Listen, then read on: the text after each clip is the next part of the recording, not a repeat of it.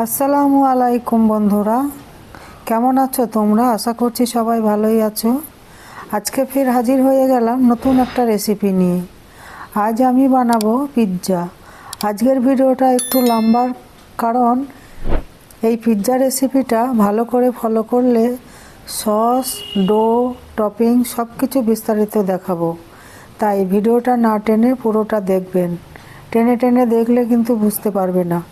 আশা করছি ভিডিওটি ভালো লাগবে। ভালো লাগলে চ্যানেলটা সাবস্ক্রাইব করে পাশে থাকা বেল বাটনটা প্রেস করে দেবেন। চলুন তাহলে দেখে নিন। প্রথমে পিৎজা বানানোর জন্য সস বানিয়ে নেব। তার জন্য টমেটো নিয়েছি, টমেটোগুলো ভালো করে ধুয়ে নিয়েছি। এখন চাকু দিয়ে মাথাটা একটু কেটে নেব।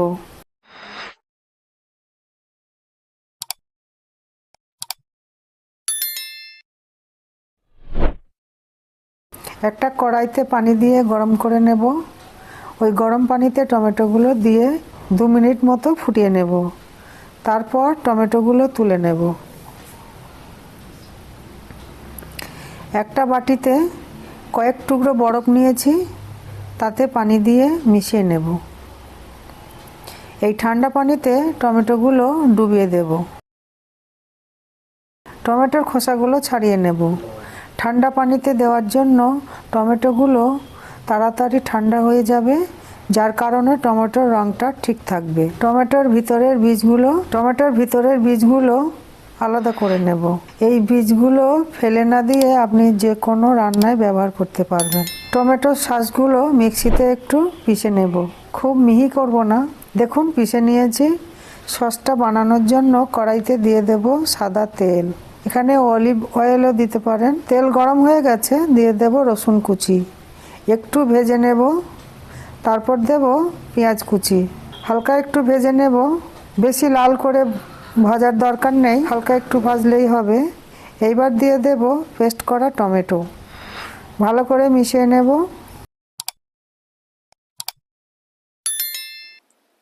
একটু ফুটে উঠলে দিয়ে দেব 2 চা চামচ চিনি, হাফ চা চামচ লবণ, 1/4 চা চামচ গোলমরিচ গুঁড়ো।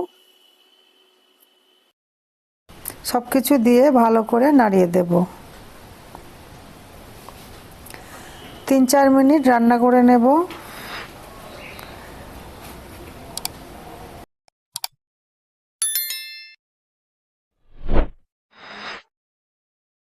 দেখুন পানিটা অনেকটা শুকিয়ে সসটা গাঢ় হয়ে গেছে।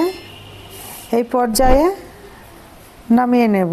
নামানোর আগে 1/4 চা চামচ চিলি ফ্লেক্স, হাফ চা চামচ পিৎজা মিক্স দিয়ে ভালো করে মিশিয়ে নেব। সসটা কিন্তু খুব গাঢ় করে নামাবেন না, ঠান্ডা হয়ে গেলে অনেকটা গাঢ় হয়ে যাবে। তাহলে পিৎজা সসটি তৈরি হয়ে গেল।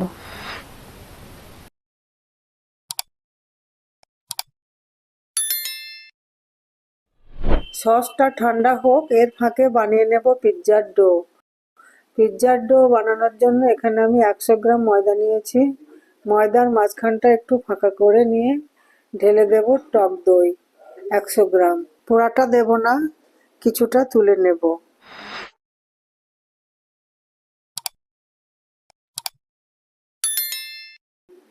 বেকিং পাউডার হাফ চা চামচ, বেকিং সোডা 1/4 চা চামচ, 1 চা চামচ চিনি আর সামান্য লবণ। এইবার সবকিছু ভালো করে মিশিয়ে নেব।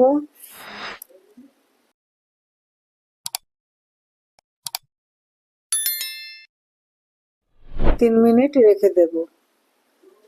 3 মিনিট হয়ে গেছে, দেখুন দইটা কেমন ফরমেন্ট হয়ে গেছে। দইটা ভালো করে ময়দার সাথে মেখে নেব।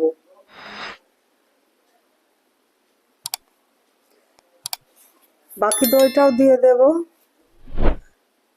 এখন ভালো করে ময়দাটা মেখে নেব। দেখুন ডোটা তৈরি হয়ে গেছে। ডোটা কিন্তু এরকম নরম হবে, শক্ত করা যাবে না, তাহলে ফুলবে না। ভালো করে মাখা হয়ে গেলে 5 মিনিট মতো রেখে দেব। নরম একটা সুতি কাপড় ভিজিয়ে ওপরে ঢাকা দেব।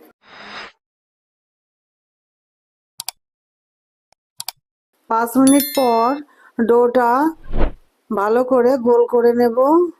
গোল করে নিয়ে শুকনো আটা ছড়িয়ে বেলে নেব। আমি যে প্লেটে পিৎজাটা বানাবো সেই প্লেটের মাপে বানাবো।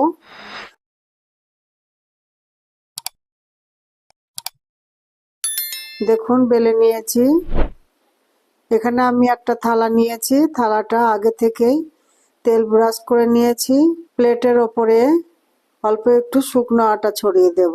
তারপর দিয়ে দেব বেলে রাখা রুটিটা। চারিধারটা একটু চেপে চেপে সমান করে নেব। এবার একটা কাঁটা চামচ দিয়ে রুটিটা ছিদ্র করে নিতে হবে। এইভাবে ছিদ্র না করলে রুটিটা ফুলে যাবে, তাহলে পিৎজাটা ভালো হবে না। ছিদ্র করে নিয়েছি।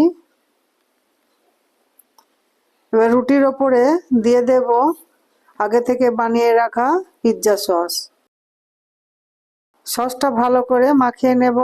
একদম ধারে কিন্তু মাখবেন না। এর ওপর দেব মোজারেলা চিজ, গ্রেট করে দেব।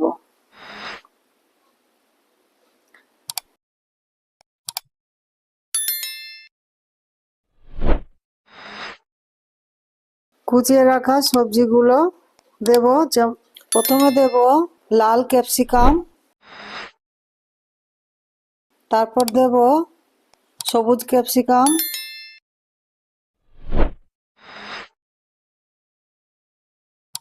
আর দেব পেঁয়াজ কুচি। সবকিছু ভালো করে দিয়ে সাজিয়ে দিয়েছি। তারপর একটা ব্রাশ দিয়ে পুরো সাইডটা বাটার ব্রাশ করে দেব। এরপর ওপরে আবারও বাকি চিজগুলো দিয়ে দেব। দেখুন পুরো চিজটা দিয়ে আমি পিৎজাটা রেডি করে নিয়েছি। এখন পিৎজাটা বেক করে নেব। তার জন্য আমি একটা কড়াই আগে থেকে গ্যাসে বসিয়ে ফ্রিহিট করে নিয়েছি। একটা স্ট্যান্ড দিয়েছি, স্ট্যান্ডের ওপরে প্লেটটা বসিয়ে দেব।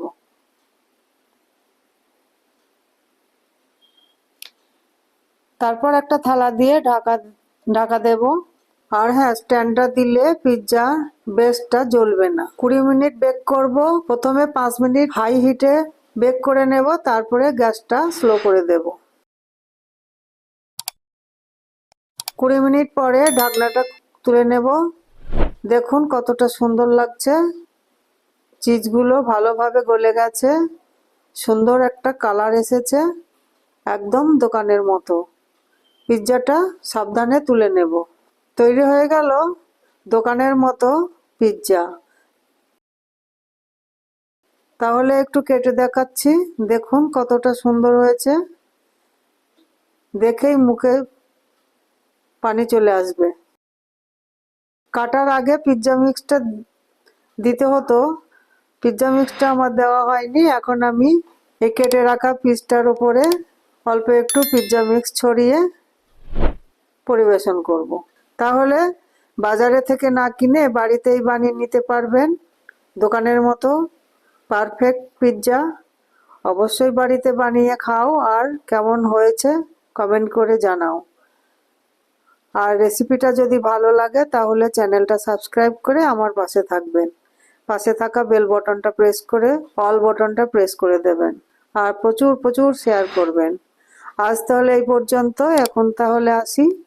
দেখা হবে নতুন কোনো রেসিপির সঙ্গে। ভালো থাকবেন, সুস্থ থাকবেন, সাবধানে থাকবেন।